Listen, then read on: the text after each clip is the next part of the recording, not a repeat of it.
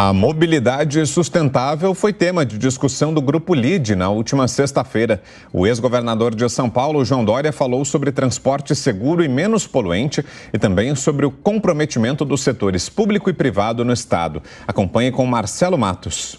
Inicialmente, João, antigamente a gente teria um seminário apenas de mobilidade, mas agora, claro, é obrigatório falar numa mobilidade sustentável. Prazer tê-lo conosco aqui na Jovem Pan. Muito obrigado, Marcelo. Muito obrigado àqueles que nos assistem pela TV Jovem Pan News, também pelas plataformas e pela nossa Rádio Jovem Pan. Sim, você tem razão. Talvez no passado fosse apenas um seminário de mobilidade. Hoje é essencialmente mobilidade sustentável. E o seminário que foi realizado hoje aqui na Casa LIDE apresentou um elevadíssimo nível e o comprometimento do setor público e do setor privado com essa mobilidade sustentável. Com o setor público, notadamente municípios e estados, e especificamente no caso da cidade de São Paulo e do estado de São Paulo, com medidas sustentáveis. Por exemplo, na área do transporte público de ônibus elétricos e não mais ônibus movidos a combustível fóssil.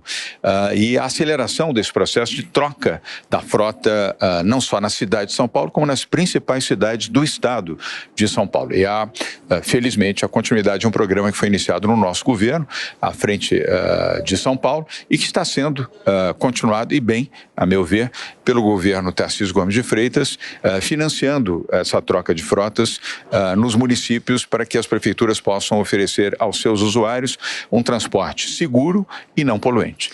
O senhor foi prefeito da cidade de São Paulo, do estado. São Paulo tem a maior frota de ônibus do mundo. Queria que o senhor falasse um pouco dessas dificuldades mesmo que envolvem a mobilidade diária, né? Uma região metropolitana de mais de 20 milhões de habitantes aqui ao redor de São Paulo. Como é que é administrar tudo isso? É complexo e difícil. São mais de 8 milhões de pessoas que utilizam o transporte público todos os dias. Transporte ferroviário, metroviário e rodoviário. É um dos 3 pontos no mundo, no planeta, com o maior volume de uso de transporte público do planeta. Ou seja, é uma responsabilidade pública grande dos municípios e do estado também, e do setor privado. E aqui nós tivemos uma boa conjunção. O investimento do privado na melhoria da qualidade do transporte público, especialmente sobre pneus, que é o transporte rodoviário, mas também agora, mais recentemente, isso foi estimulado muito no nosso governo, para as concessões do transporte ferroviário e metroviário para o setor privado. E me parece que também o governo atual, o governo Tarcísio, vai dar sequência também nesta visão correta, onde o setor privado não só pode construir, como pode operar, e de forma sustentável. São Paulo tem um compromisso do Carbon Zero, ou seja, do carbono zero, que foi assinado pelo nosso governo, tanto a nível do estado quanto ao nível do município, para que em 2050 a emissão seja zero em São Paulo, na capital e no estado de São Paulo também. Por isso, o esforço que foi denotado aqui do setor privado, do setor público, a mim me deixou muito satisfeito. Eu vi um compromisso geral, sem exceção, com a sustentabilidade e a qualidade do transporte público no estado de São Paulo. Aqui também foi falado a respeito da judicialização, né? As questões judiciais que muitas vezes impedem cronogramas, as dificuldades. O senhor viveu de perto isso. Por que é tão difícil conseguir cumprir mesmo aquele período da obra que é previsto para 14 e até agora não aconteceu? Eu diria, eu não quero com isso fazer nenhuma acusação, nem ao Ministério Público, nem ao Judiciário. Mas esse foi o fator que mais determinou o atraso de obras no estado de São Paulo e também na cidade de São Paulo. As inúmeras intervenções feitas, promovidas pelo Ministério Público, pelo Tribunal de Justiça, também pelo Tribunal de Contas do Estado, pelo Tribunal de Contas do município. Todos eles, certamente, com justas razões para isso, mas há eu diria, um retardamento excessivo no julgamento desses processos. E o prejuízo é do usuário, principalmente.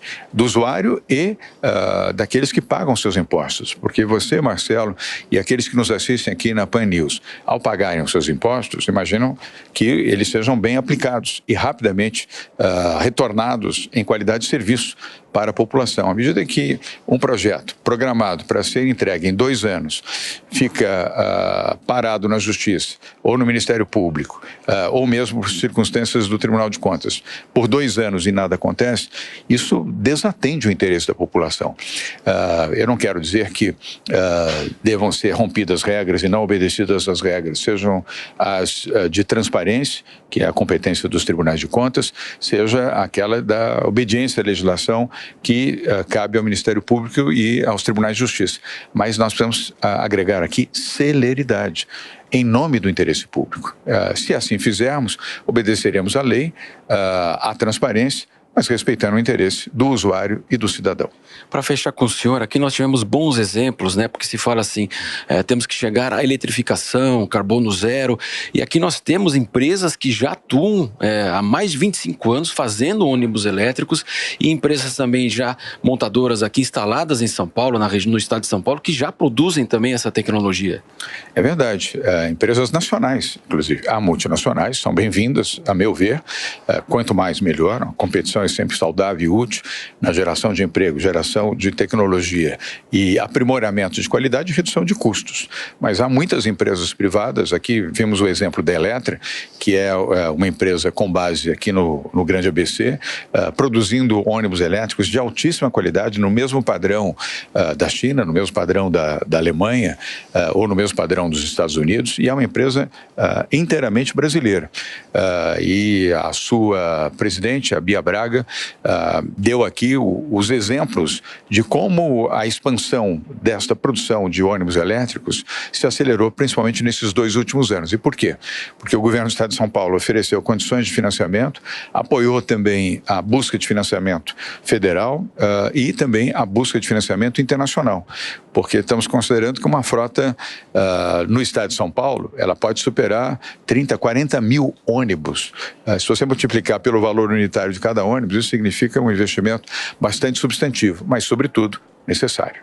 Conversamos com o ex-prefeito, ex-governador de São Paulo, João Dória, falando a respeito aqui no LIDE, mobilidade sustentável, bons exemplos, porque, né, governador, a população não quer saber se é público ou privado, ela quer ter o meio de transporte porque ela possa ser utilizada da maneira mais eficiente, mais barata e, é claro, mais limpa também.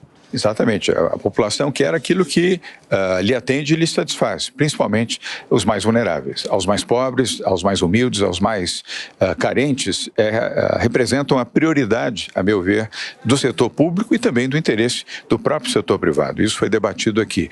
Queria renovar o agradecimento a você, Marcelo, e também aos ouvintes, telespectadores e internautas da Jovem Pan. Muito obrigado, um bom dia a todos.